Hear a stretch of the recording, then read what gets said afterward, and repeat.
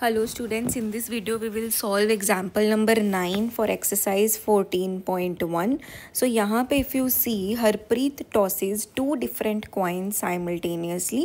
One is of 1 rupee and other is of 2 rupee. What is the probability that she will get at least one head?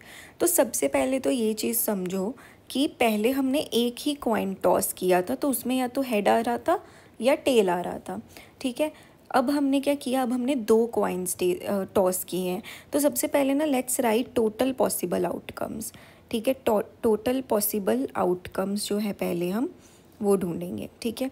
So let's say पहले 1 rupee coin में head आता है और 2 rupee coin में भी head आ जाता है, ठीक है। ये हो गया एक केस। दूसरा केस क्या हो गया, 1 रुपी कॉइन में हेड आया लेकिन 2 रुपी कॉइन में टेल आ गया, ठीक है। ये एक केस हो सकता है। तीसरा केस क्या हो सकता है, 1 रुपी कॉइन में टेल आया और 2 रुपी कॉइन में हेड आ गया, ठीक है। और उसके बाद फोर्थ केस क्या हो सकता है कि 1 रुपी कॉइन में टेल आया और 2 रुपी कॉइन में भी टेल आ गया। तो ये जो है हमारे 4 आउटकम्स बनेंगे, इसके अलावा और कोई आउटकम नहीं बनेगा। सो हमारे टोटल आउटकम्स कितने हो जाएंगे, टोटल आउटकम्स हो जाएंगे 4। अब हमें निकालनी है प्रोबेबिलिटी कि कम से कम एक हेड तो होना ही चाहिए, ऐसा नहीं होना चाहिए कि एक भी हेड नहीं है।